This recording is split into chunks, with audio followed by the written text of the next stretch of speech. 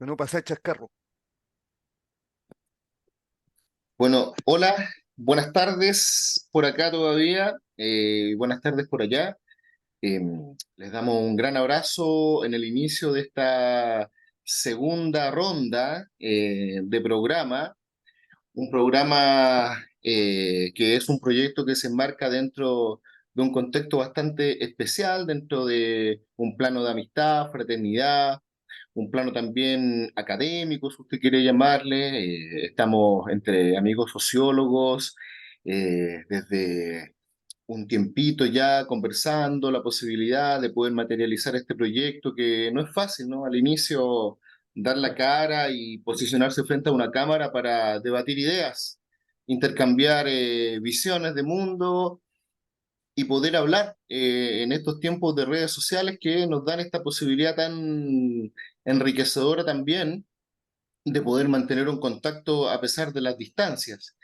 Y es precisamente en esta línea de unión de distancias en que hoy tenemos en nuestro segundo capítulo de La Emboscada el agrado de invitar a un gran amigo, un gran amigo que tuve la posibilidad de conocer en el tiempo que estuve cursando el máster allá en Buenos Aires, en una jornada que fui invitado, me recuerdo, por el presidente del Colegio de Sociólogos, a una jornada de reflexión, intercambio también y sana convivencia, podríamos decir, por allá por el 2015, 2016, en donde tuve la suerte de estar con representantes del área social, sociólogos y sociólogas del Gran Buenos Aires, de la provincia también me recuerdo que fueron, llegaron muchos, y es donde nace precisamente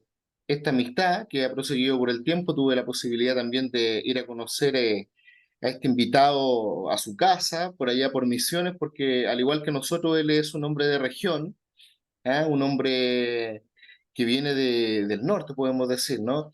De la Argentina, del sector aún amazónico, yo podría también decir, de este país hermano. Saludar también por el otro lado a Jorge, que está en esta... ¿Cómo está el tiempo por allá? ¿Hace frío? Hola, hola, ¿qué tal? ¿Cómo estás? Sí, está frío, frío, muy frío, 17 grados, sí. No, hace frío. Y bueno, te saludo Jorge en esta ocasión para ya dar paso a la presentación de este amigo entrañable, argentino, Inocencio Martínez, de profesión también sociólogo. Eh, bueno, él tiene una persona con tanta experiencia de docente público, también en el ámbito privado, la docencia, el trapecio, también y las artes visuales últimamente. Nada de eso es cierto, Chino. Tú eres un docente, eres un sociólogo y eres un gran militante también, que hoy nos viene a contextualizar un poquito de lo que está pasando en Argentina, de lo que está ocurriendo en términos políticos y sociales, y sin dar más lata de la que ya estoy dando, te presento con todas las luces y nada, te saludo desde acá, desde Italia, y entrando directamente al juego de lleno, te quiero preguntar directamente, nosotros estuvimos hace muy poquito tiempo hablando de lo que fueron los 50 años del golpe de Estado en Chile, eh, y yo quería preguntarte, querido Inocencio, ¿cómo lo viviste tú desde allá, de Argentina? Y te saludo desde acá. ¿Mm? Un gran abrazo. Bueno, bueno, gracias Cristian, gracias Jorge. Saludos para todos los oyentes y oyentas. Así que bueno, gracias por el convite. Y bien, el golpe de Estado en Chile, la verdad que son 50 años ya que es una herida abierta, una de las tantas en América Latina. En mi caso, como docente, todos los en la semana de los 11 de septiembre siempre lo he trabajado en las escuelas, pasando el material del último combate de Salvador Allende, un documental interesantísimo. Y bueno, charla, debate, información, generación de conciencia con los alumnos. Así que bueno, es un mal recuerdo.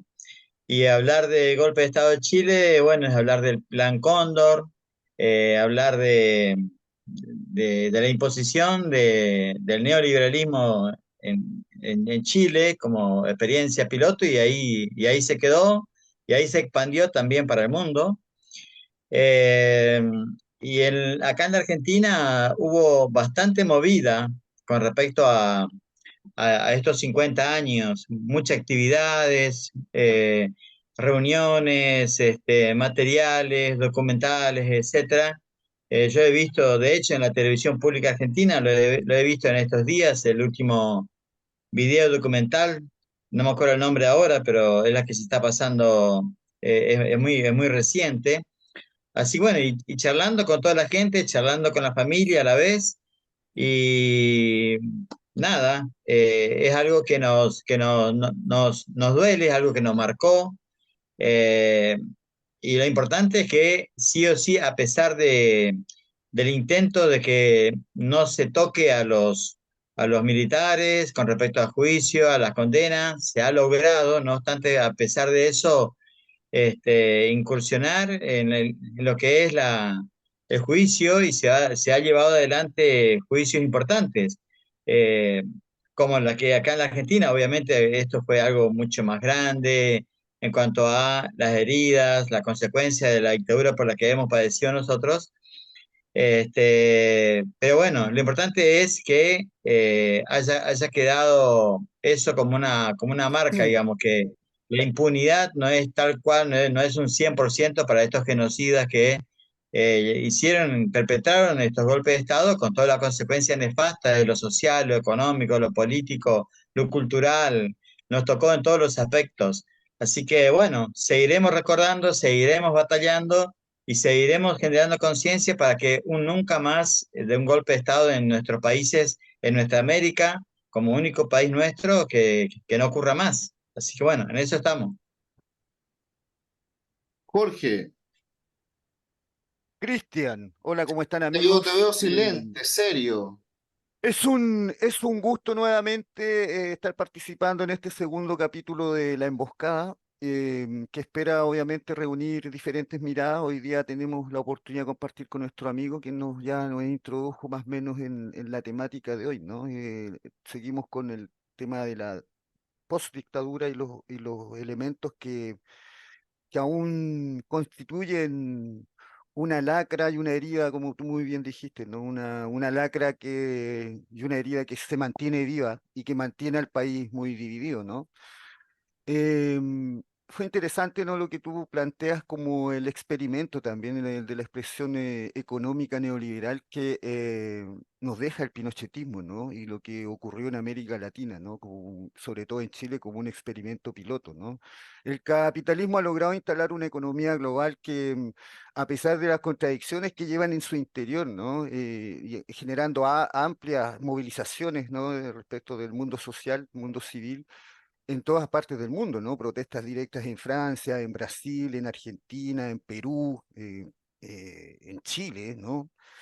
Em, entonces ha instalado esta idea también de lucha en gran parte del planeta, ¿no? Pero como expresión del neoliberalismo, ha logrado mantenerse y sin contraposición, ¿no? Eso también hay que decirlo. Post dictadura y no existe un proyecto alternativo que represente los intereses de los trabajadores, ¿no? De las grandes masas de excluidos, los beneficios que hoy día entregan todos los estados pasan a ser un beneficio que es solamente para una élite, ¿no? Dejando esta brecha de desigualdades no solo en Chile, sino que en América Latina, ¿no? Con acceso a una salud que no es digna, ¿no? No hay acceso a salud, crece la precariedad laboral y también hay una destrucción que el planeta también empieza a acusar, ¿no? Entonces, hay que tener en cuenta, ¿no? El experimento que se llevó en Chile y las consecuencias que aún acarrea, ¿no? Que hoy día tiene un rostro humano, tiene a una población que empieza a mostrar las evidencias, ¿no? Las evidencias de un capitalismo que es salvaje, que es cruel y que está muy bien mantenido para algunas personas que componen nuestras sociedades, sobre todo aquí en América Latina, ¿no? ¿Qué te parece a ti, Cristian?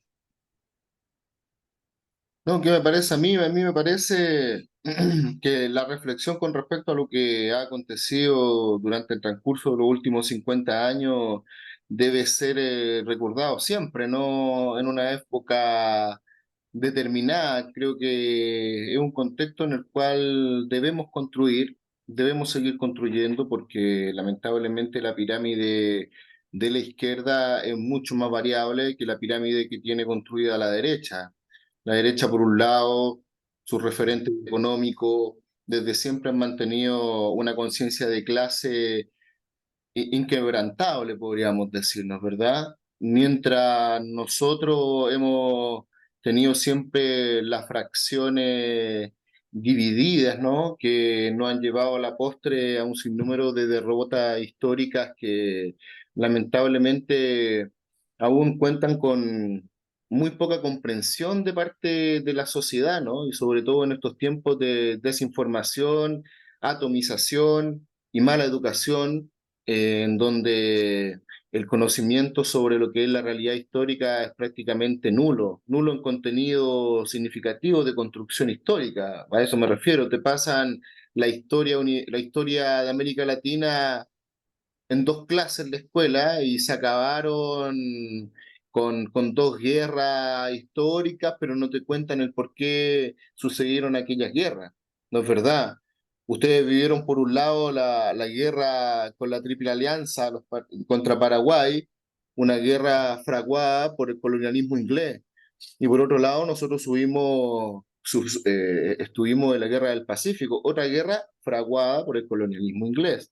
¿Ah? Tenemos tanto en común, tenemos tanta historia en donde siempre hemos visto masacres en cuanto a lo que puede ser la demanda de la población. Hemos terminado, ¿no es verdad?, con ciclos bastante similares con Argentina. Y seguimos hoy en día en este contexto muy similar, ¿no? Desde la dictadura impuesta por este plan Cóndor, por este plan devenido desde el imperialismo norteamericano, ¿no? ¿Verdad? Ideas que repasamos en el capítulo anterior, desde lo que fueron estos contextos manipulados por Nixon desde un inicio o desde antes, quizás donde la CIA ya operaba, ¿no? En Chile, antes de que asumiera el presidente Allende. Me imagino que en Argentina fue algo muy similar con los gorilas que posteriormente se tomaron el poder. Y ese mismo contexto se vivió de manera muy particular y muy continua, ¿no? Con una continuidad muy similar en toda América Latina. Entonces, hoy por hoy estamos atravesando por contextos electorales, ¿no es verdad? Y por contextos sociales en los cuales nos estamos reencontrando nuevamente con lo más oscuro de la extrema derecha continental, que se ha hecho llamar incluso centro derecha, ¿ah? Pero hoy día ya ni siquiera se molestan en mentirnos, ¿no? En decir que somos de centro derecha. Hoy en día son de derecha prácticamente, están peleándose por quién es más de derecha, tanto en tu país como en el nuestro, chino, ¿ah?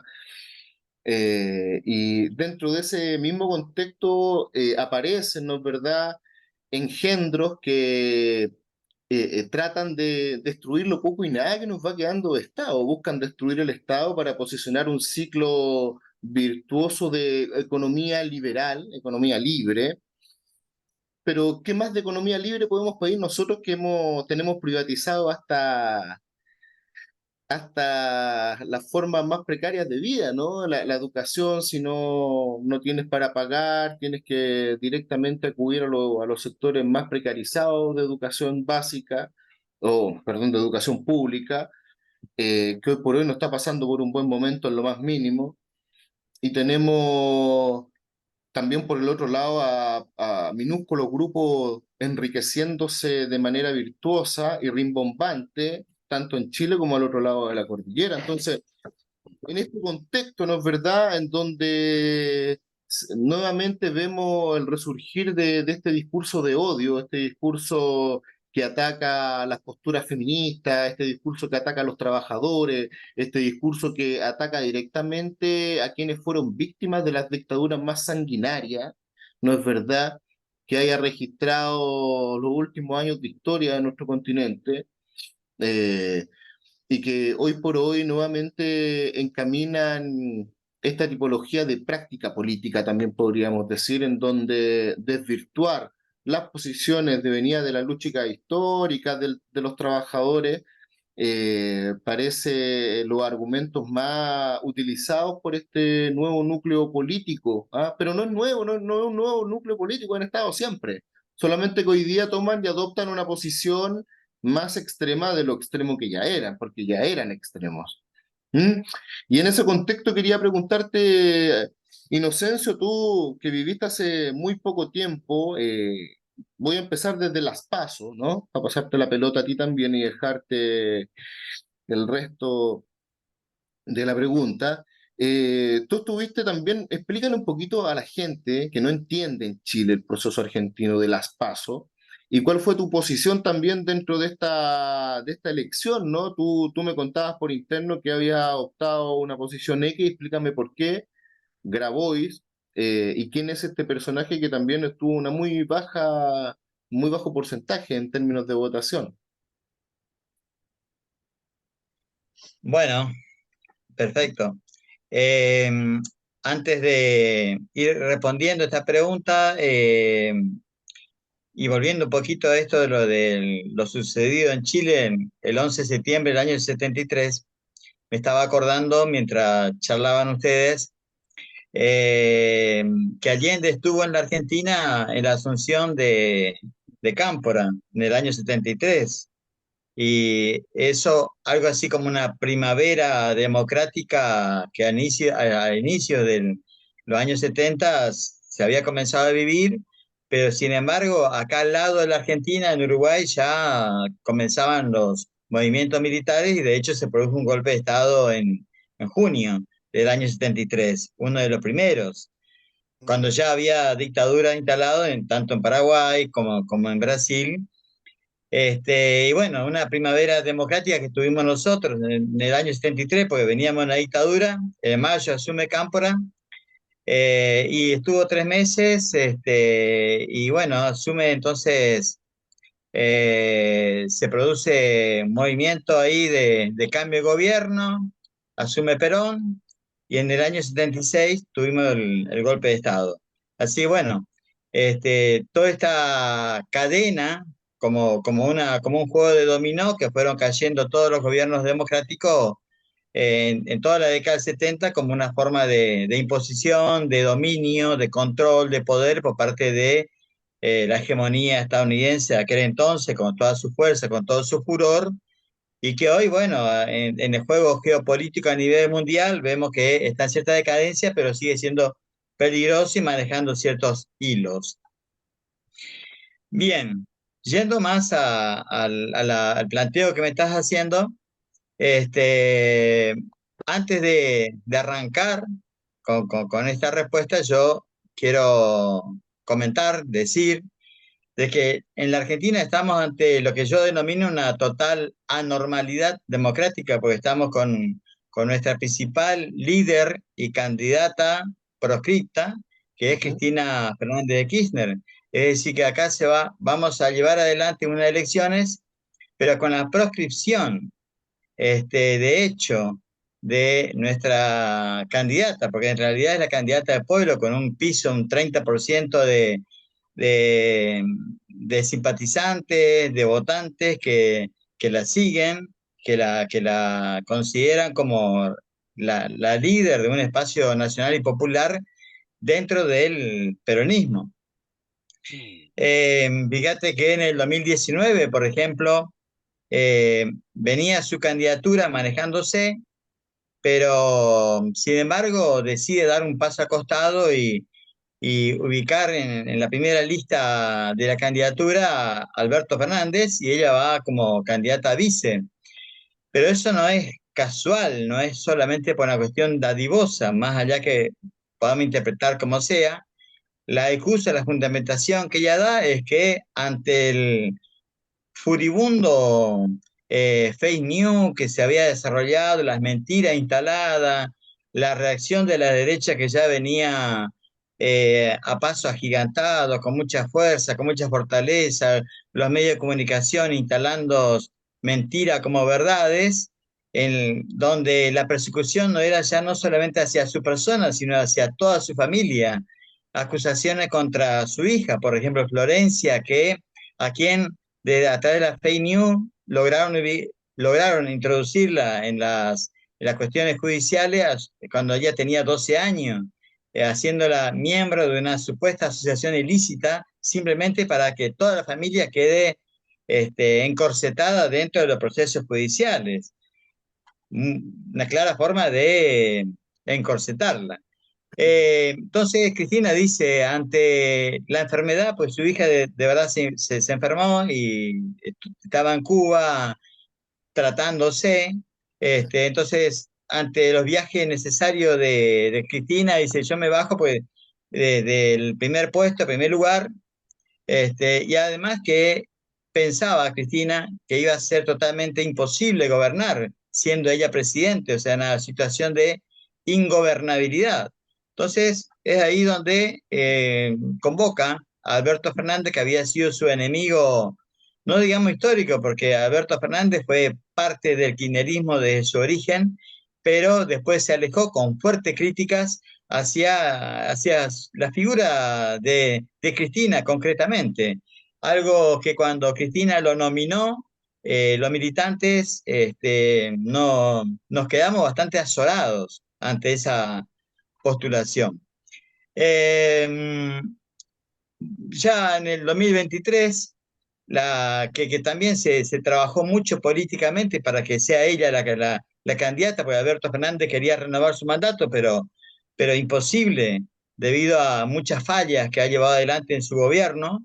Eh, Cristina constantemente salía en los medios y le solicitaba a Alberto Fernández que utilice la lapicera y el no uso fue que no se llevaron adelante muchas de las medidas que la sociedad estaba necesitando y demandando a la vez. Eh, entonces, en el 2023, para este año, que todos esperábamos con mucha ansia su candidatura, sin embargo, fue condenada por una causa que no se demostró ningún hecho ilícito, la famosa causa vialidad, condenada a varios años de presidio, más la inhabilitación perpetua para cargos públicos, por ejemplo, que el fallo firme todavía falta, que era la Suprema Corte de Justicia, pero la justicia en la Argentina es una justicia que realmente está cooptada por el famoso círculo rojo, acá le llamamos círculo rojo al verdadero poder económico, tanto nacional como transnacional y de la embajada, concretamente, en la que la justicia responde lisa y directamente a estos intereses de poder, de manera que el objetivo es Cristina presa o muerta, como recién acaba de salir un libro.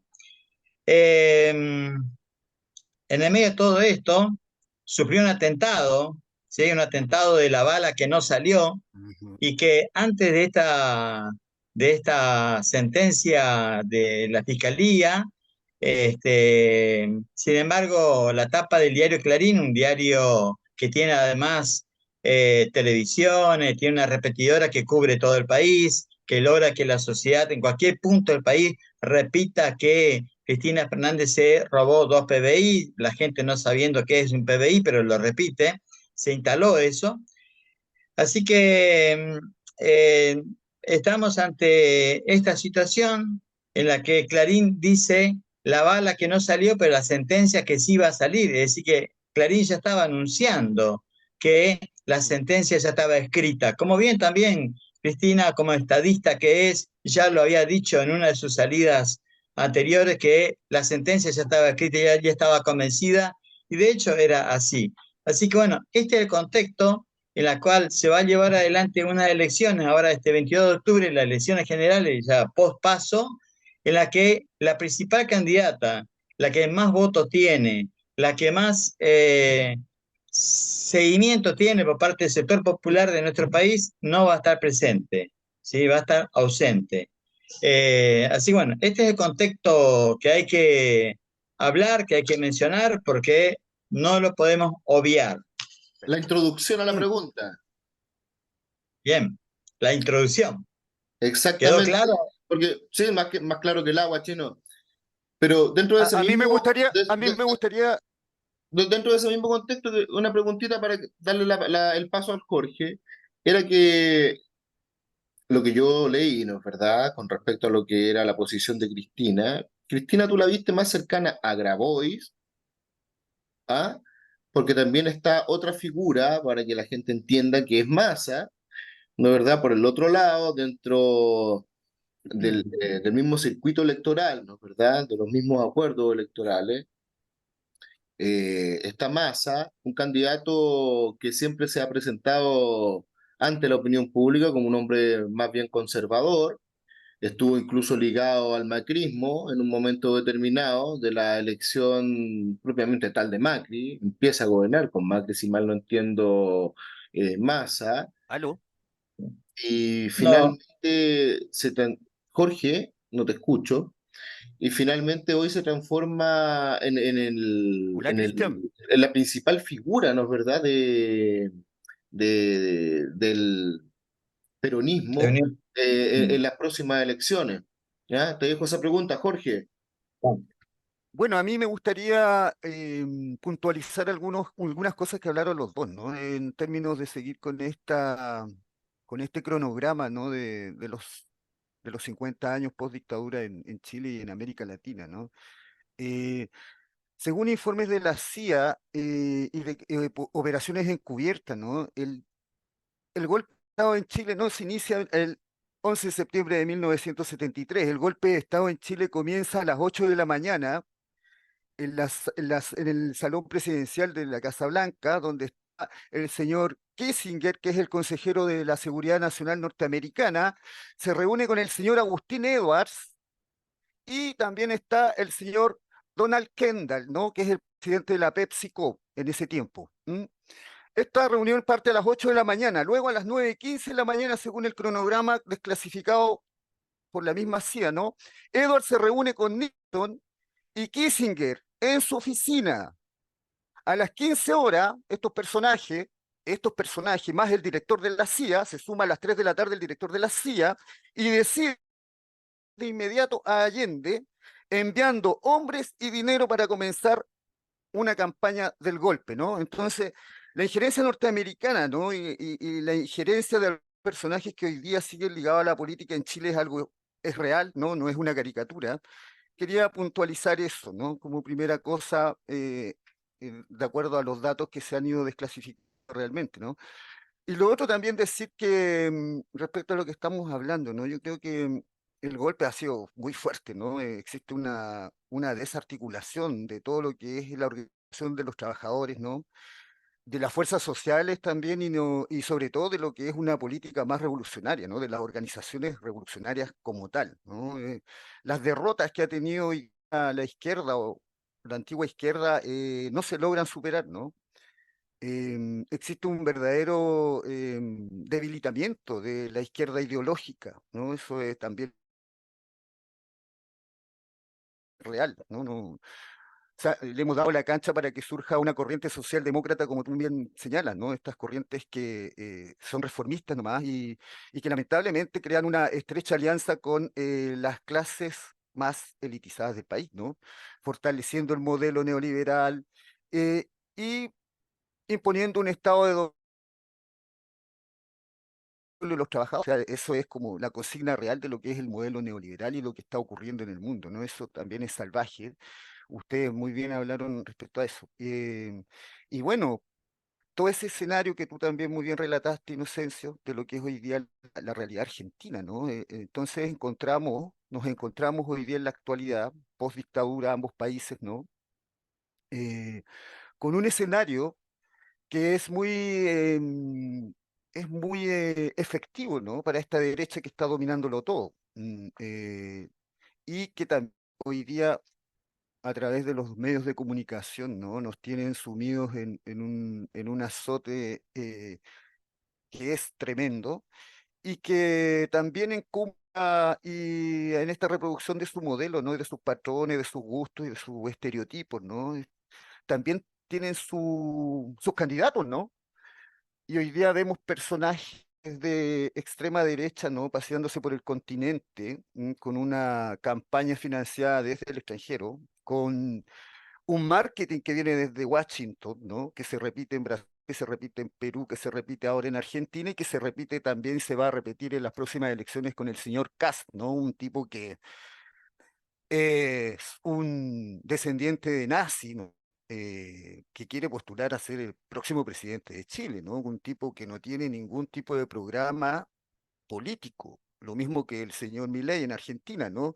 Esta caricatura nos presenta los populismos reales, ¿no? Son tipos peligrosos, muy poderosos, y que obviamente van a representar al sector que nos mantiene agobiados, ¿no? Que tiene a toda la sociedad latinoamericana también dormida. Entonces es importante entender SOTE, entender el debilitamiento, ¿no? De todos los sectores y también de lo que es lo que podría ser una contraofensiva, ¿no? De la orgánica interna de lo que son los procesos reales revolucionarios o de contestatarios, ¿no? Hoy día, si más encima su- sumamos, ¿no? El hecho de que en las últimas movilizaciones, por ejemplo, la sociedad civil y los movimientos sociales se volcaron a las calles para buscar estas mejoras, ¿no? Esta dignidad, ¿no? Buscar la lucha digna a través de diferentes reivindicaciones sociales.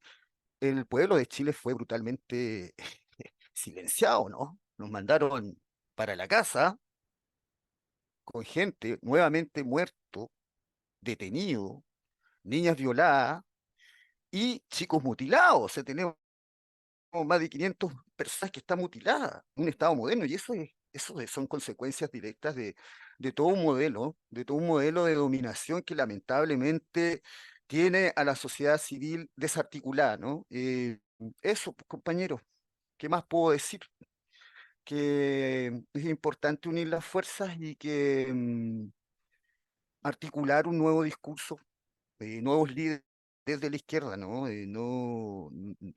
No que utilicen el discurso de la izquierda, ¿no? Porque los oportunistas políticos de la actualidad han utilizado muy bien el discurso político de la izquierda para hacerse ver, ¿no? Toda esta socialdemocracia, ¿no? Y esta gente que ha creado esta alianza con el empresariado, utiliza muy bien el discurso de la izquierda, son muy astutos, muy oportunistas, o como se le llama aquí en Chile, ¿no? El travestismo político, ¿eh? El travestismo político, estos lobos disfrazados de ovejas, ¿no? Que se meten a las poblaciones y hacen campañas políticas tremendas, sin ni siquiera informar de qué partido son, ¿no? Entonces, el escenario es brutal, los medios de comunicación cobran, como lo señalamos, y es el interés de también por qué surge este programa, ¿no? De integración de lecturas tanto latinoamericana como del mundo de lo que está ocurriendo en muchos puntos del planeta, ¿no? Y que tenemos, yo Compañeros, creo, Sí, bueno, estamos retomando nuevamente acá la segunda parte del programa y bueno, saludar también a nuestro invitado, a Inocencio Martínez, sociólogo, colega, a quien tenemos la oportunidad de tener en esta ocasión contándonos un poquitito qué es lo que está ocurriendo en Argentina con el tema electoral, analizando también todos estos procesos históricos que de alguna u otra forma han moldeado a nuestros países, tratando de contextualizar, hilar, para que usted vaya visualizando en cierta medida cómo son estos caminos, ¿no? ¿Verdad? Que nos han llevado a la conformación de las sociedades que tenemos hoy en día, en donde el principal interlocutor para encaminar estos procesos ha sido precisamente la televisión y la televisión y los medios de comunicación han jugado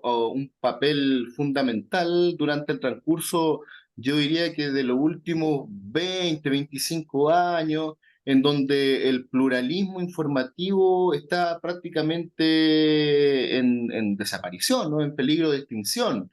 Hoy vemos medios que están básicamente controlados en su totalidad por agentes, ¿no es verdad?, de derechas, que ya podemos hablar probablemente tal de agentes, porque están dispuestos incluso a mentir y a faltar a la verdad a la hora de poder entregar información efectiva, información que de alguna manera haga saber a la gente lo que está pasando realmente, ya sea en educación, ya sea en salud, ya sea en términos políticos o ya sea a nivel jurídico, tanto en Chile como a lo largo del continente, lo que estabas planteando tú recién.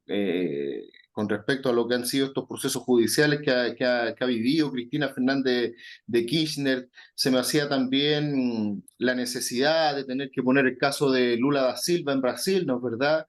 Donde hoy se desmorona completamente un edificio construido en base a falsedades que traspasaron la frontera, que vimos, ¿no es verdad?, a toda esta derecha vomitiva que tenemos hoy en día en los medios de comunicación, apuntar con el dedo al presidente de Brasil, acusándolo de corrupción directamente ante la falta de evidencias que se hacía el poder judicial brasileño, encauzando una acusación que a la postre sería completamente revocada. Pero ¿qué le devuelve a Lula los años, el tiempo perdido, ¿no? Entre ese tiempo murió un nieto, murió su mujer, se vivieron procesos de descomposición de la política que llevó a Brasil casi a enfrentamientos cotidianos entre la sociedad, ¿no? Entre las diversas visiones contrapuestas de lo que tenemos en lo que es la construcción política de nuestros pueblos,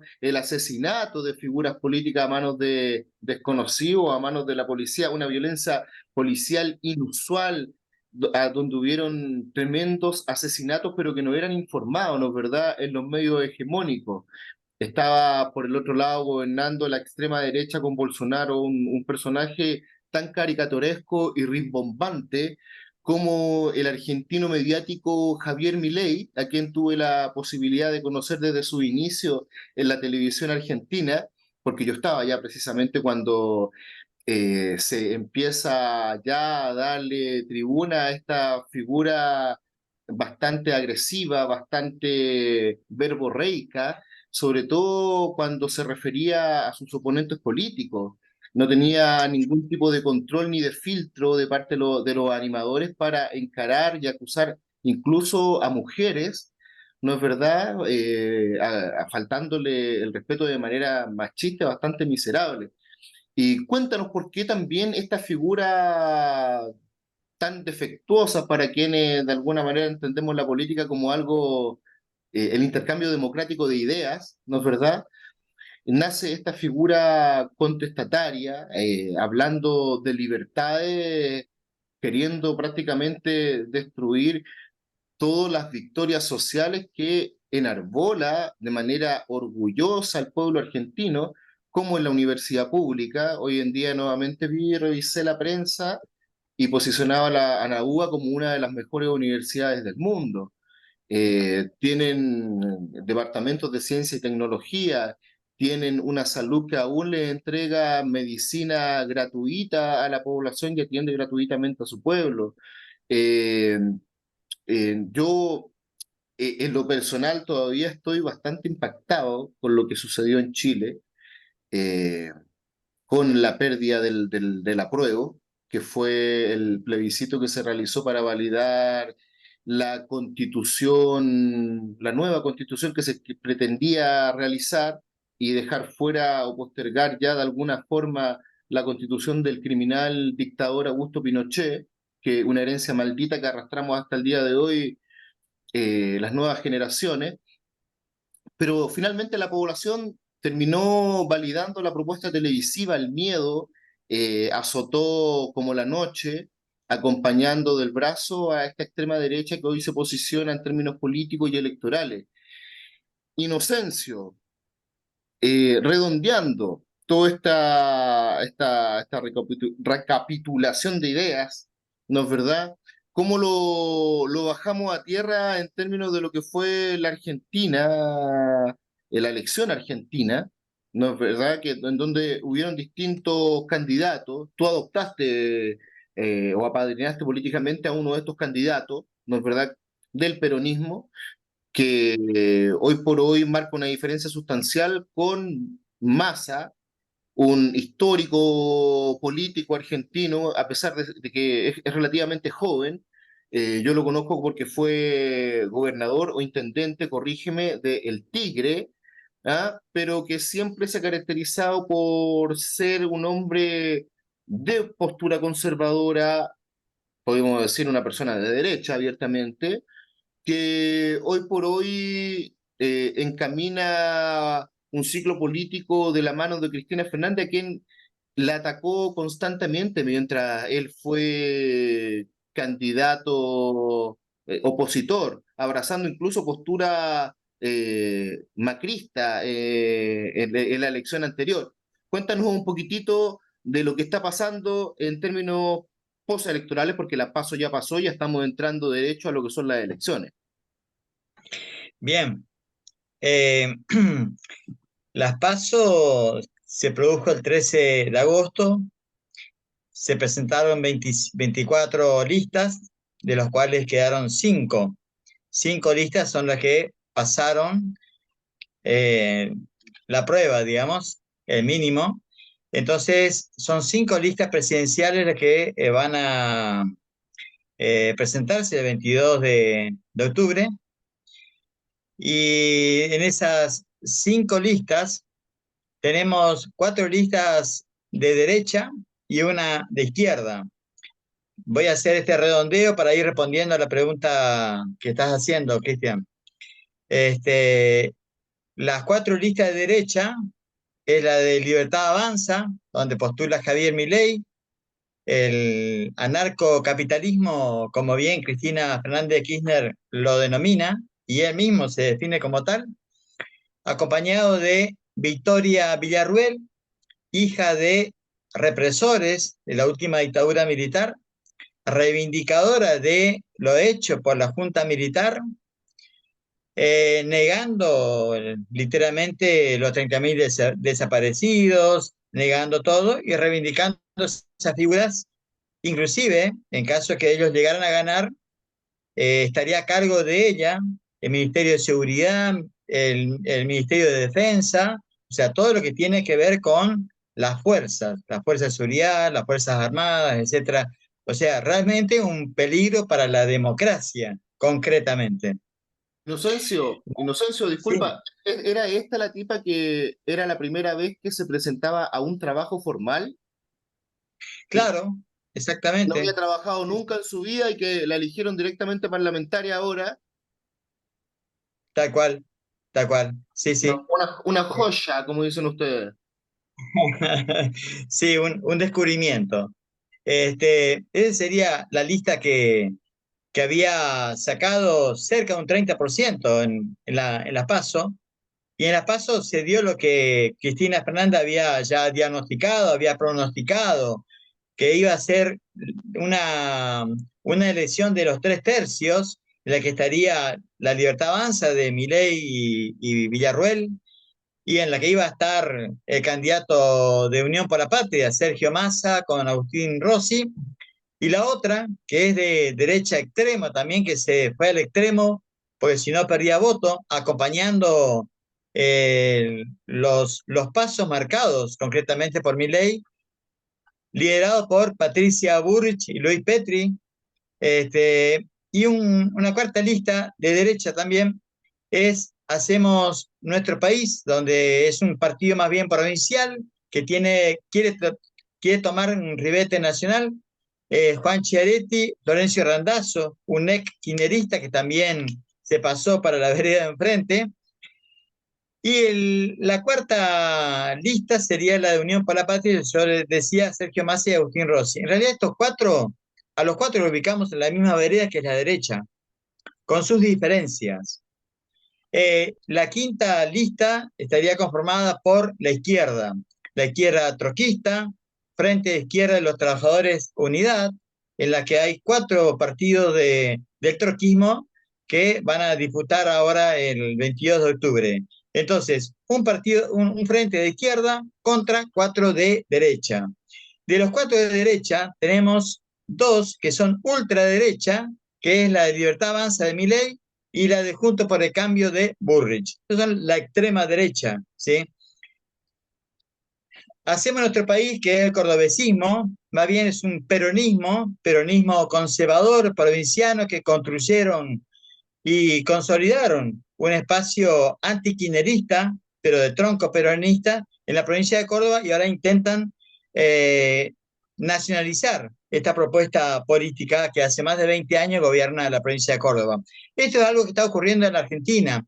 En la provincia de Misiones, por ejemplo, tenemos el Frente Renovador por la Concordia Social, que no tiene nada que ver con el Frente Renovador partido de Sergio Massa. Es un partido provincial transversal, donde comulgan peronistas, radicales, independientes, y hace más de 20 años que hegemonizan la provincia de Misiones. Y así varias provincias en el país que han logrado construir, consolidar, desarrollar un espacio propio, bien provincianos que después en todo caso actúan como aliados del presidente elegido en forma circunstancial, sea quien sea.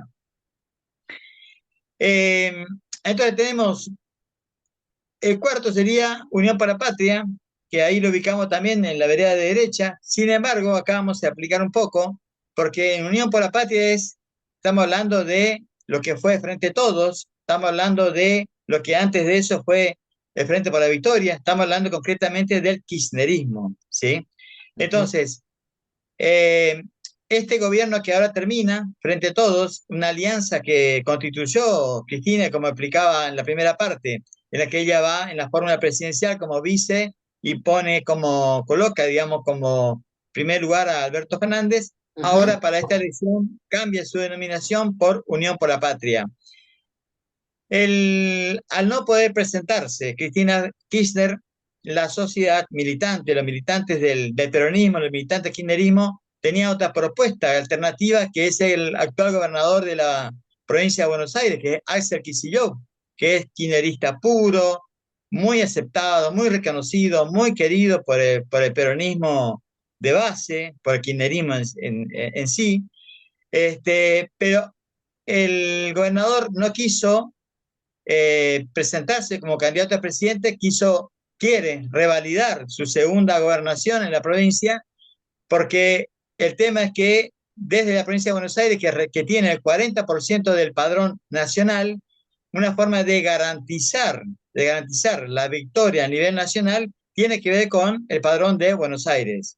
¿Sí? Perfecto. Ujú. Entonces, ahí tenemos una explicación. Ante este contexto, el peronismo tenía, o el Frente de Todo, Unión por la Patria, tenía varios candidatos que iban a presentarse en las PASO, pero surge lo que se denominó la propuesta o la lista de unidad, Ujú. que, que es Sergio Massa, una propuesta que los gobernadores peronistas han acordado, han consensuado que sea él el candidato, ¿sí? De ese modo se bajaron el resto de los otros candidatos y sería él el candidato de Unión para la Patria. Ante esta realidad aparece un candidato que es Juan Grabois, que él había dicho de antemano que él estaba de acuerdo con que Guado de Pedro, ministro del Interior, sea uno de los candidatos que participe en las PASO por Unión por la Patria, pero al bajarse Guado de Pedro ante la postulación de Sergio Massa, propuesto por los gobernadores, como expliqué, entonces Juan Grabois saca la bandera y dice, yo había dicho que si Guado de Pedro no va, voy yo. Bueno, obtiene el acuerdo, obtiene el apoyo de Cristina Fernández de Kirchner, le da toda la posibilidad y de hecho entonces Unión por la Patria va a las PASO con 2 listas.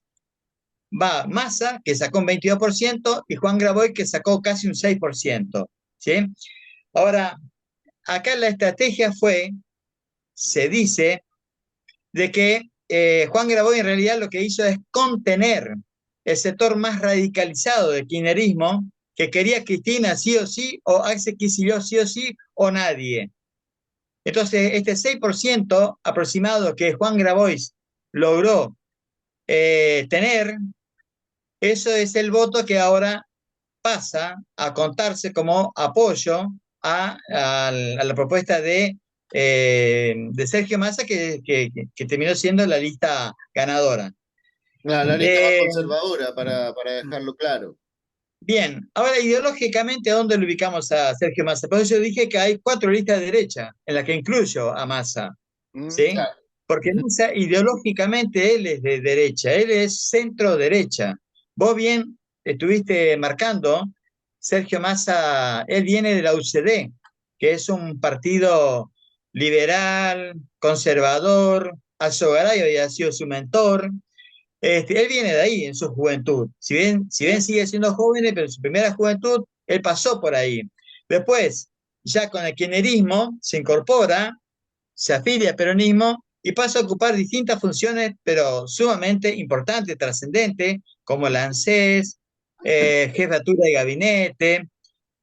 Fue intendente de Tigre, un distrito de la provincia de Buenos Aires muy Importante. importante, y en el último tiempo estuvo ocupando el cargo de presidente de diputados. ¿Sí?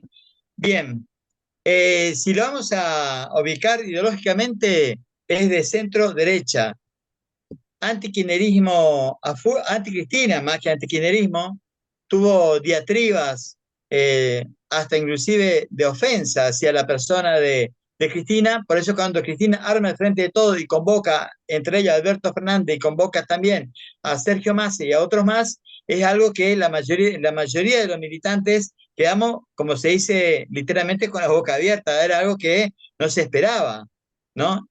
Pero bueno, la política se construye de este modo. Cristina había dicho también que en política dura 6 meses lo que sería la enemistad en política para volver a reconstruir algo nuevo, no importa el enemigo que haya sido, Mm. y en este caso lo incorpora y en este sentido, bienvenido, porque el gran problema del kirchnerismo es que además de Cristina y Axel Kicillof, no hay otro que pudiera representar expresamente o cabalmente los ideales del kirchnerismo. Sergio Massa, por su historia, no logra este encantamiento que tiene cualquier líder hacia las bases. Es decir, que los kirchneristas, la base kirchnerista, no estuvo ni está totalmente empoderado con esta candidatura. Lo va a apoyar, lo va a votar, pero la militancia en sí no se lo ve enfervorizado por las calles como sí en la candidatura de Cristina Fernández, por ejemplo. Inocencio, ¿Sí? una pregunta, Sí. pero Mm. esta encarnación del cristianismo, ¿no es verdad? Es la figura de Granois, se lee así, Grandois, Grabois. Grabois, la figura de Grabois es de un 5%. El Sí. resto, el sector más significativo, podemos decir, optó nuevamente por una postura conservadora, ¿ah? Para seguir encaminando el proceso que hoy por hoy está administrando el poder político en la Argentina, ¿no es verdad? Sí, bueno, el 6%, casi el 6%, 5,8% del electorado, 1,5 millones de votos, es lo que Juan Grabois recogió.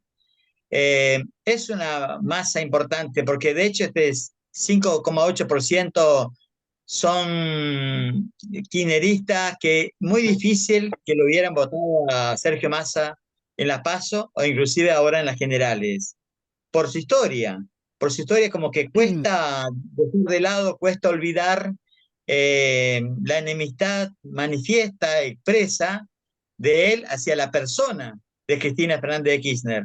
¿Sí? Exactamente, Sí. Si exactamente. bien ahora, Inocencio, como lo mencionábamos anteriormente, para seguir escarbando un poquitito más, para avanzar. ¿Cuáles han sido las implicancias de esta derechización, podemos decir, de los sectores que podemos denominar de izquierda, ¿no es verdad? Encabezados por la figura de Cristina Kirchner. Cabe recordar que la actual administración del Poder Ejecutivo en la Argentina es una conformación que está conformada básicamente por una cabeza que fue Cristina Kirchner en su momento, que invita a sectores con los cuales en política jamás ha mantenido algún lazo, ya sea de alianza política estratégica, ni menos de amistad. Hoy día está abrazando a un sector poderoso, con representación también, con importante representación conservador del ala más de la centro derecha argentina, para nuevamente empujar un nuevo gobierno. Yo te quería preguntar, ¿qué tiene que ver esta derechización, por así decirlo, o conservadurismo de los sectores más, por así decirlo, progresistas del país en la aparición rotulante de esta figura que yo te mencionaba anteriormente, este engendro televisivo Milei. que aparece a partir de los años 2015, 2016, para que la gente entienda un poquitito en Chile desde cuándo se incuba, ¿no? ¿No es verdad la criatura? Y que hoy día está madurando, casi abrazando la presidencia del segundo país más grande de América Latina. ¿Mm? No sé, tú también tienes que hacer una pregunta, Jorge. No, no, no, quería, obviamente estoy muy entretenido ahí porque Inocencio nos ha dado un gran introducción, ¿no? A lo que es una aproximación a lo que es el panorama político argentino, ¿no? En la misma en la misma línea que tú preguntas, ¿no? Es interesante analizar el tema de la derechización, ¿no? Porque no es solamente algo que ocurra en Argentina. A mí me da la impresión que existe una política o un plan, ¿no? Podría haber como un plan general para América Latina, donde están empezando a surgir este tipo de fenómenos políticos, ¿no? De que de precisamente lo que estamos hablando, ante la carencia de un proyecto popular de izquierda. El escenario político para muchos países es complicado, o sea, no solamente en Argentina, ¿no? En Perú, tú bien estuviste hablando, Cristian, todas estas encerronas, estos montajes, ¿no? La derecha hoy día está actuando más que como político, como montajista, o sea, tienen una campaña creada, ¿no? Desde lo mediático, pero también desde lo político, ¿no? Eso también hay que aclarar, porque aquí la prensa no hace las cosas porque quiere hacerlas, ¿no? Obedecen también a lo que son las élites, ¿no? La élite sudamericana está moviendo sus piezas, ¿no? Ante lo que parecía una primavera de nuestra América Latina, ¿no? Con todo lo que fueron estallidos y algún tipo de movimientos sociales en muchas partes de América Latina, ¿no? Al profesor Castillo en Perú le hicieron derechamente un golpe de Estado. A Lula también le hicieron una encerrona política desde la derecha, ¿no? Aquí a Boric te digo que piso político no tiene y que la posibilidad de también está abierta, ¿no? Es mirado desde la derecha, ¿no? Desde esta derecha que es muy inculta y que hace lecturas muy livianas, ¿no? Respecto a algunas personas, ¿no? También utilizándolo, viéndolo como un personaje de izquierda, ¿no? Cuando precisamente el viraje que ha dado Boric es hacia la socialdemocracia o a representar derechamente a los sectores más acomodados de la sociedad chilena. Entonces, tomando en cuenta lo que ustedes están hablando, el papel de los medios hoy día juega mucho interés, ¿no? Cobra un rol importante, ¿no? En sociedades donde el sujeto también está desmovilizado, está en esta especie nueva de la era nueva digital, ¿no? Donde existe una demencia digital, ¿no? Poblacional, que está contenida, ¿no? En estos elementos que muy bien señalan ustedes y que tienen que ver con una derecha que es negacionista, ¿no es cierto? Y que quiere destruir la memoria, ¿no? La memoria colectiva de nuestros pueblos. Hay un discurso que es muy liviano, con personajes que son televisivos, como tú muy bien mencionas, ¿no? Y que es el candidato de esta derecha argentina, pero también lo tenemos acá, ¿no? También lo tienen los brasileños por ahí. Tenemos personajes que son como tú bien dijiste, Cristian, son engendros políticos útiles a este sistema, ¿no? y con los cuales hay que tener mucho cuidado, ¿no? Porque vienen con toda una metodología de meter la sierra, como habíamos conversado anteriormente, ¿no? La idea de romperlo todo, de romper los beneficios sociales. En Argentina lo que va a pasar es eso, ¿no? Es la pérdida consecuente, ¿no? Y pensada de la pérdida de los beneficios sociales que tú también comentabas, ¿no? Todos estos beneficios de salud, de educación, de tener hoy día un sistema y un aparataje público estatal poderoso, ¿no? Pero que también, eh, según lo que supimos en las últimas elecciones, ¿no? El voto electoral joven fue el que decidió esto que está ocurriendo ahora, ¿no? El panorama argentino, y que no se puede explicar tal vez. Por eso es importante ver cómo la sociedad argentina, a través de esta movilidad que crea la educación, ¿no? Está dispuesto hoy día a romper también los beneficios que tantos años le han costado construir, ¿no? Pero bueno, por eso aquí, Inocencio, es importante ver a estos candidatos, po, ver quién es Milei realmente, ¿no?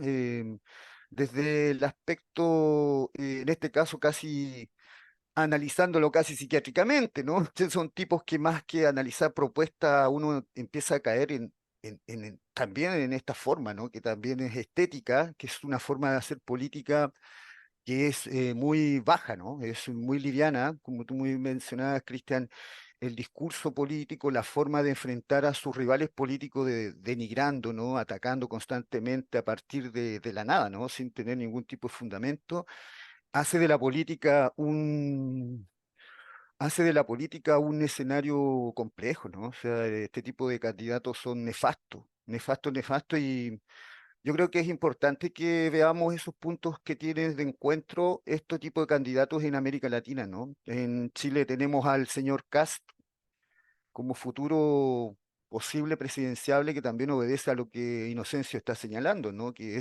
Son sectores poderosos de la derecha que van acaparando todo, ¿no? Y también van acaparando el aparato el aparato de estatal, ¿no? La élite política de Chile y de Sudamérica ha logrado neoliberalizar el Estado, ¿no? Hoy día los estados se están volviendo neoliberales, y ese es el peligro más grande que nosotros tenemos como Se están volviendo cientistas, o ya son. cientistas sociales. En el caso de Chile ya está casi completamente neoliberalizado, ¿no? Eso es real. En el caso de Argentina me da la impresión que No. donde todavía cuentan con ese cuerpo, ¿no? Social real, también podría ser destruido con candidatos tan nefastos, ¿no? Como el populista y este tipo de Milei, ¿no? Eso, Chiquillos, van quedando Bien. 8 minutitos están quedando para cerrar este circuito. Le dejamos la palabra a Inocencio hasta que termine y cerramos en 5 minutos una próxima patita. ¿Les parece? me parece. Dale. Dale. Bueno, quería redondear el tema de la derechización que marcaba eh, Cristian.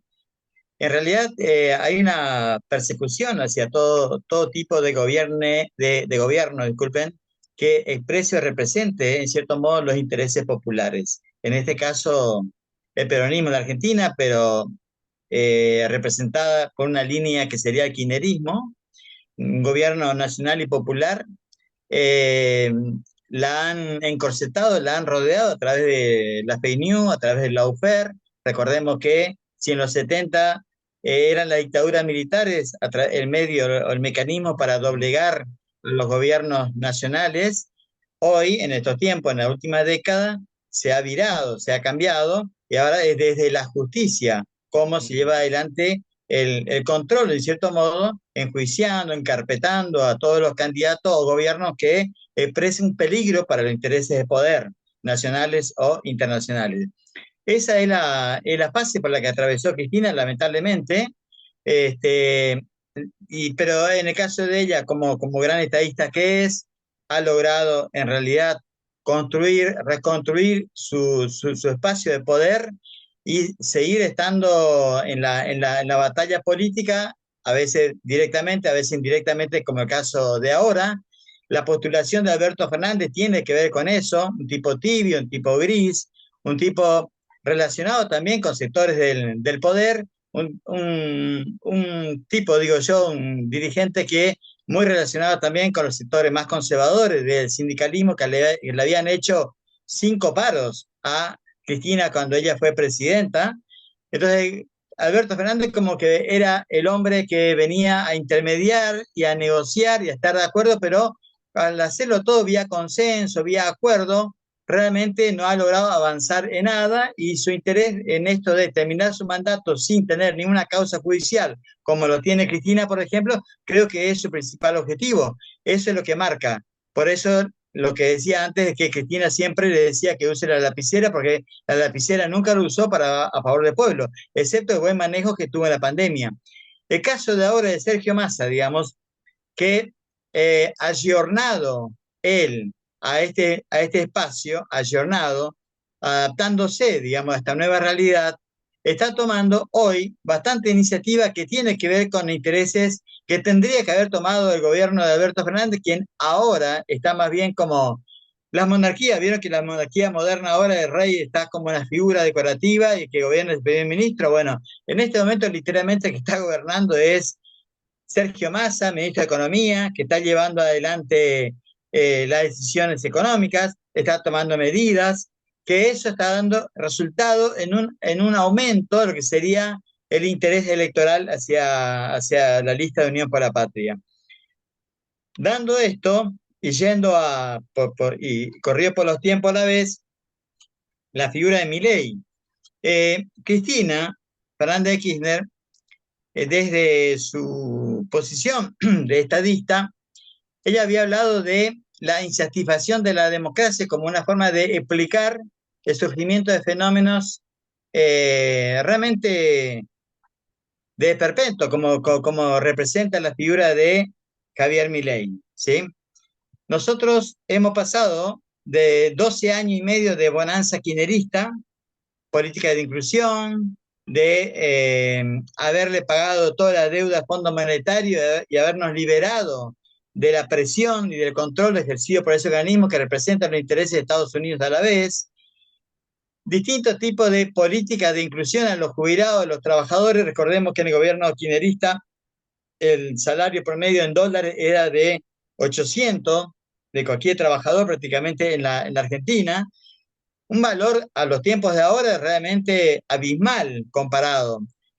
Distintas políticas llevadas adelante entonces en beneficio de los sectores sociales menos favorecidos en forma general por las políticas. Eh, Todo eso en definitiva pasó bueno, me quedé ahí, se me hizo una laguna, disculpen. Estaba hablando de Cristina, hacemos un parate ahí, este, pasamos a otra cosa.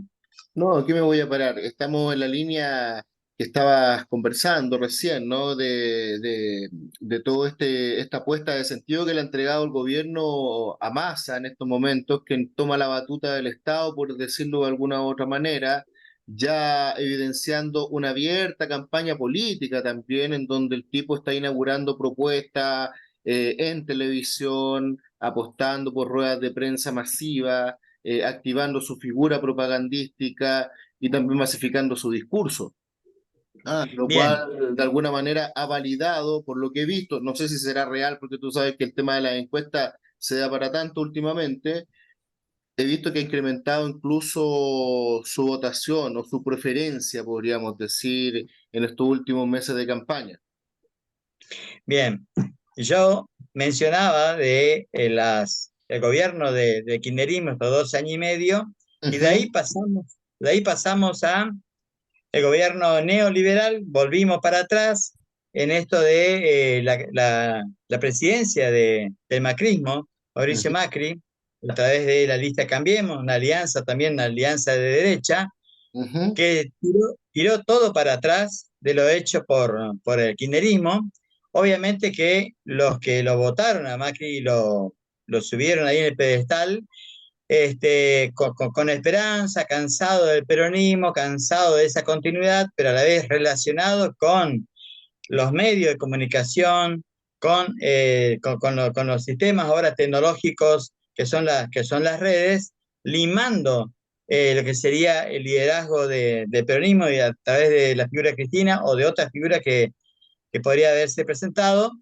Entonces, el macrismo asume con mucha promesa de continuidad de las políticas buenas, según ellos, del kirchnerismo, o de reformar, modificar lo que no estaba bien, más a una cosa nueva.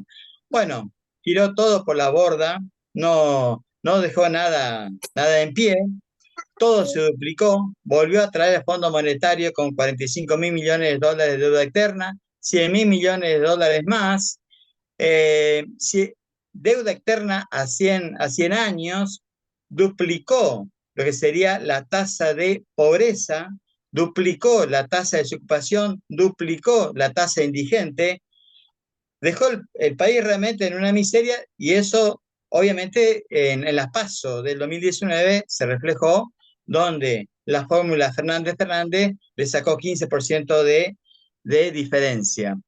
Bien, la gente vuelve entonces a su fuente, lo que sería la propuesta kirchnerista a través de Frente de Todos en el 2019, esperanzado en recuperar lo perdido con el macrismo, volver a recuperar lo vivido en los 12 años y medio de gobierno kirchnerista, pero nos encontramos que el gobierno Fernández Fernández en el 2019 se encuentra con dos pandemias. Una, la pandemia amarilla, que es la consecuencia del gobierno del macrismo, lo que recién acabé de señalar, y la otra sería la pandemia, el famoso COVID, ¿sí? Muy pronto,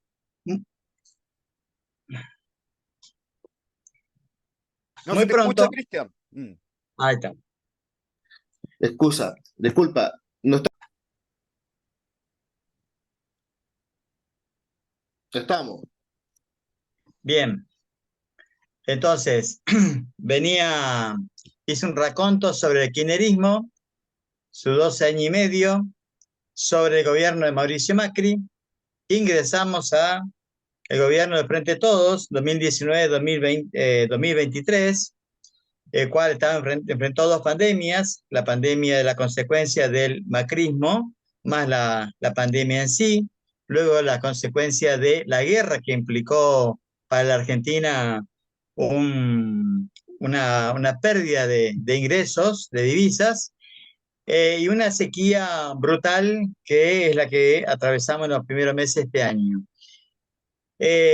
Todo esto entonces generó como consecuencia que 8 años entre el macrismo y este gobierno actual fueron 8 años en los que los sectores populares han ido perdiendo ingresos o la capacidad del dinero de nuestro peso el argentino en constante devaluación por la inflación, 20% de pérdida de poder adquisitivo en el macrismo, y con este gobierno, que es el gobierno de Frente a Todo, un gobierno peronista, kirchnerista, también siguió perdiendo poder adquisitivo un 5% más y en algunos sectores más, porcentaje más alto. En este contexto, entonces, pero que a la vez de un aumento de la pobreza, aumento también de la indigencia. Estamos con algunas dificultades con Inocencio en estos momentos. Se nos pegó el compañero. Hola, Te Ahí está. pegaste, Inocencio, te pegaste. ¿cómo? Se te pegó la cámara. Pero sigue, continúa. Ah. Continúa, perdón.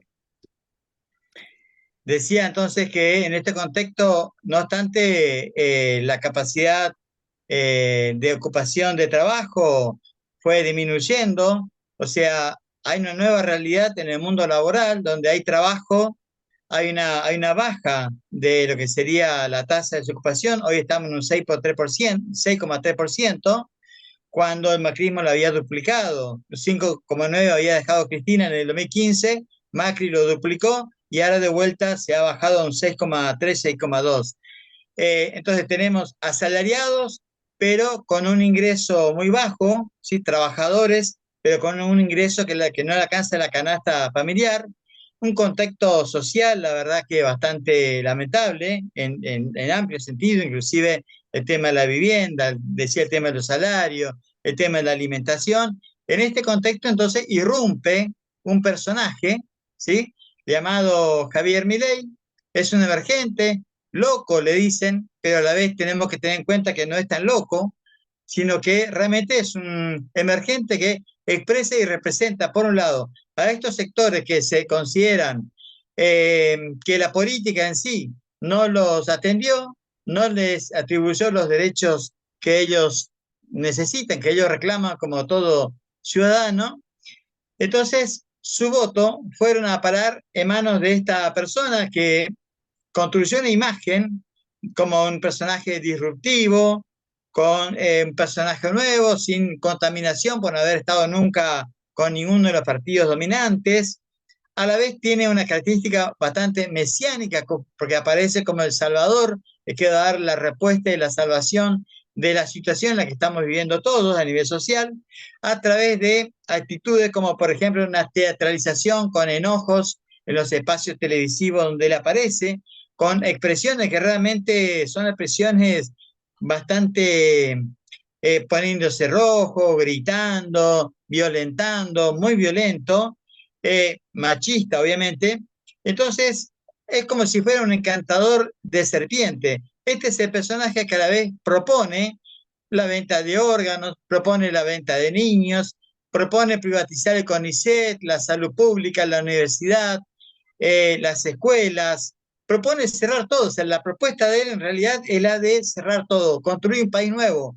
Los militares en el último golpe de Estado también tenían esa impronta de cambiar la matriz productiva y social de la Argentina, 25.000 industrias cerradas en la última dictadura militar, una deuda externa fenomenal en su momento.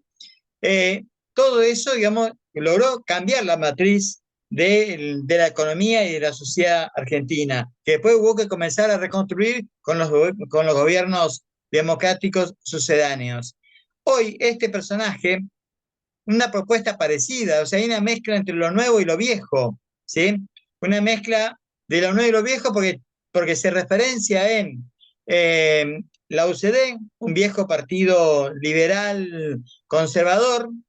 A la vez él se considera como o valorizando lo hecho por Menem, por eso se habla del neomenemismo, y de hecho, tiene en su entorno representantes funcionarios sumamente importantes del gobierno de Menem, como su ex ministro de Economía, el jefe, el ideólogo del 1 a 1, ¿sí? Un peso, un dólar, que nos llevó a un fracaso estrepitoso. Una vez que eso fracasó, tiene a un Roque Fernández como un asesor económico que fue ministro de Economía del menemismo. Hoy lo tiene a Barrio Nuevo, un sindicalista realmente muy vituperado por todos los sectores, realmente un burócrata violento, no dejando participar o la lista interna en su sindicato, que es el gastronómico.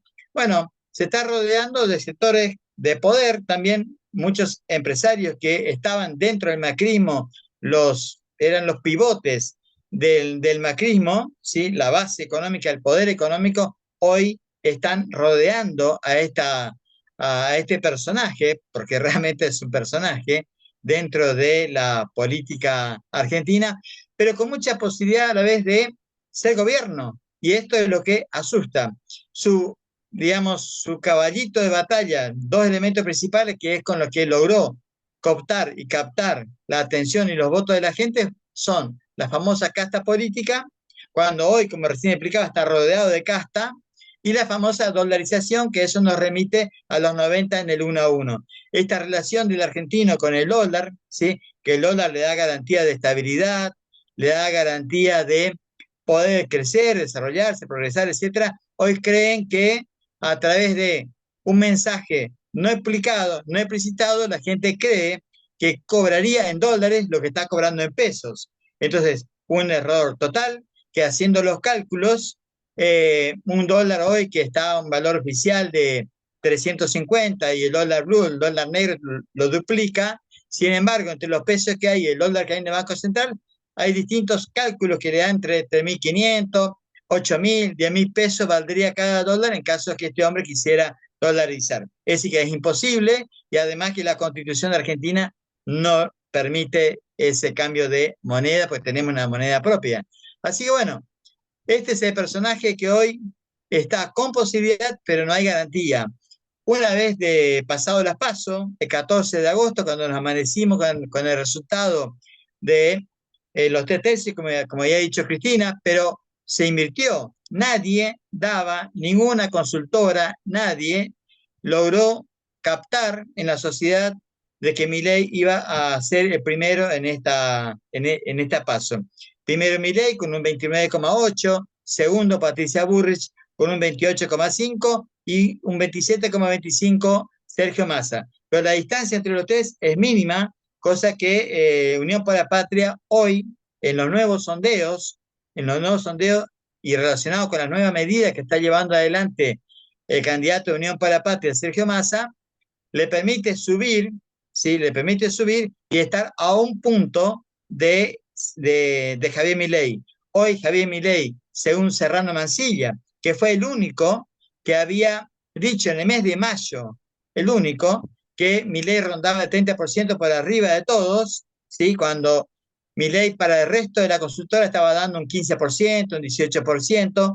Este hombre, Serrano Mansilla, que es un consultor que está por toda América Latina, le da a Milei un 33,2, a Massa un 32,2 y a Burrich 28,1.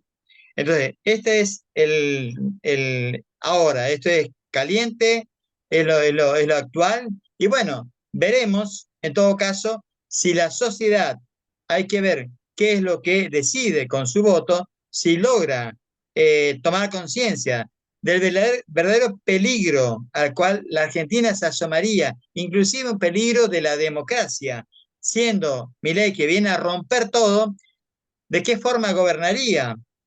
La gran incógnita, la gran pregunta, porque tendría la sociedad argentina, obviamente, en las calles, que en eso la Argentina es una sociedad sumamente movilizada, Ujú. defendiendo sus derechos, entonces va a ser muy difícil para este hombre hacerlo, a menos en las formas que él lo viene planteando. Así que bueno, este es el contexto, un panorama así bastante general del hoy. Gracias por tu, por lo profundo, ¿no? Del análisis. Importante la claridad con la que has abordado el tema y eso se agradece, ¿no?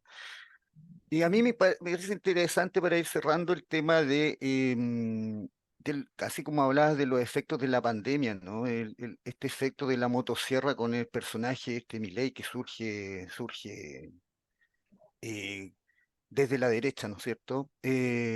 Son ideas que vienen de la mano con lo que son la reivindicación de las dictaduras militares, ¿no? Esta idea de la motosierra está pensado, está planificado, viene de afuera, no es el primer político de extrema derecha que utiliza este tipo de formato, ¿no? Ya lo vimos con Trump en Estados Unidos y lo vimos también con Bolsonaro, ¿no?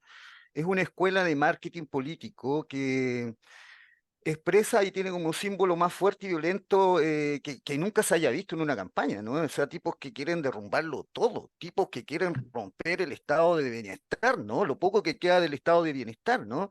Eh, Disculpame, Jorge, disculpame que te corte acá un segundo, agrego a lo que estás diciendo, porque viene a dedo.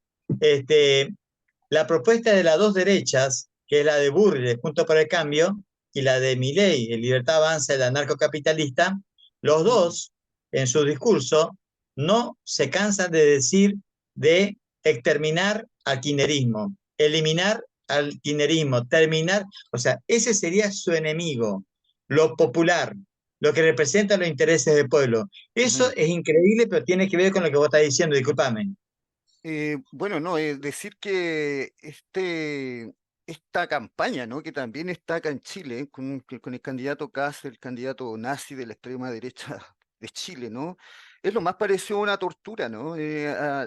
Volviendo al tema del daño después de las dictaduras, ¿no? El tema de la motosierra liga, ¿no? Esta idea de la tortura simbólica y explícita, porque la motosierra está ligada al corte de árboles, ¿no? A la devastación ecológica, a la selva, a podar, a cortar, ¿no? A descuartizar gente, a amenazar con miedo. O sea, es una política de miedo, ¿no?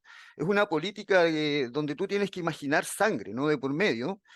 Por lo tanto, este concepto encierra la idea de el significado y el significante, ¿no? Y yo creo que los efectos, tal cual como tú estás nombrando, los efectos, si este tipo de personajes llegan al máximo puesto que puede otorgar la política en Argentina, obviamente, los efectos se van a ver con el correr del tiempo y pueden ser cataclísmicos, ¿no? Yo hoy día el llamado, ¿no? Yo según pienso, creo que el llamado es que los movimientos sociales no están muertos. El sistema capitalista y el sistema político en Sudamérica nos han tendido trampas, le ha tendido trampas macabras, la izquierda los ha engañado, ¿no? La derecha ha hecho su tarea, hay que decirlo también, ¿no?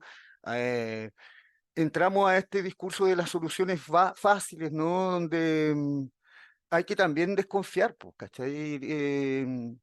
Se va deslegitimando, ¿no? La derecha deslegitimó todo tipo de movilización como un arma de lucha real de los estudiantes, de las mujeres, de los pueblos, ¿no? El derecho a poder reivindicar nuestras necesidades, ¿eh? Entonces el llamado es ese, para ir cerrando, decir que el escenario sigue siendo crudo, los medios de información cobran mucha validez, mucha relevancia, ¿no? Hay que potenciar la lucha de todos y todas de los trabajadores, de los pobladores, de las mujeres, de los estudiantes, ¿no? La lucha feminista, las comunidades, los territorios, muy importante lo territorial hoy día, cobra mucha importancia la lucha desde la olla común como imagen y sentido común de la dictadura, ¿no? La olla común como símbolo de solidaridad, como símbolo de cooperación, como símbolo de autogestión, es lo más importante y que nos deja como lección la brutalidad de lo que hemos vivido, ¿no? Que dentro de la lucha existe todavía la semilla, ¿no?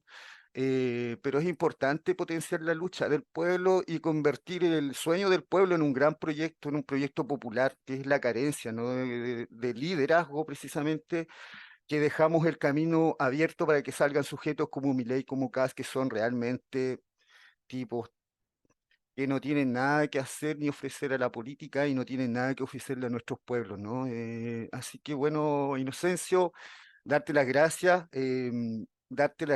y esperamos verte nuevamente, contar con tu mirada, ¿no? Y también decir, Cristian, que estamos cerrando o dando por cerrado esta primera parte de lo que es este segundo capítulo, ¿no?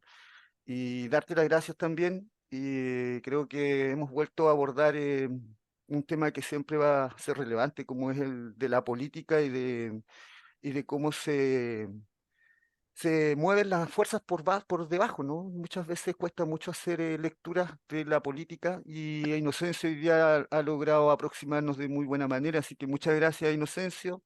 Y Ujú. amigo, también puedes decirle que ha sido un agrado y muchas gracias, ¿no? Bueno, y para empezar a cerrar, cabe la reflexión, ¿no? Mientras la Europa de la pospandemia, por así decirlo, reforzó y robusteció su estado de bienestar, en América Latina vemos cómo estos ciclos políticos están llevando a nuestras sociedades a votar en contraposición a lo que podríamos denominar un estado de bienestar, a votar en contra de todas nuestras victorias históricas, a votar en contra de todo lo que nos une y nos entrelaza como pueblos. ¿Qué está pasando con nuestras sociedades? ¿Qué está pasando con la opinión crítica, reflexiva, no es verdad? De nuestros jóvenes, sobre todo, que hoy por hoy también están siendo una pieza fundamental en el engranaje democrático de nuestros países, decidiendo, como bien se manifestó anteriormente, posiciones que hoy por hoy resultan ser bastante rimbombantes. Como se dijo anteriormente, Milei fue parte del voto joven en la Argentina, este voto que viene a buscar una nueva oferta, porque tú recién, Jorge, hacías mención de que no tienen nada que ofrecer. Y yo no estoy de acuerdo con esa posición. Yo creo que ellos sí tienen mucho que ofrecer. Están ofreciendo armas al pueblo, están ofreciendo depredar el Estado, están ofreciendo privatizar y pasar a manos de una pequeña élite todo lo poco y nada de lo público que nos va quedando. ¿Ah? Recordar que tanto en Argentina como en Chile hubo un saqueo de empresas públicas, las cuales hoy por hoy no son un tema para nuestras sociedades, ni menos para nuestros políticos. Y por lo tanto, una sociedad de odio y una sociedad cada vez más enajenada, sí tiene una oferta y está de la mano de estas dos caricaturas políticas, por un lado en la Argentina y por el otro en Chile.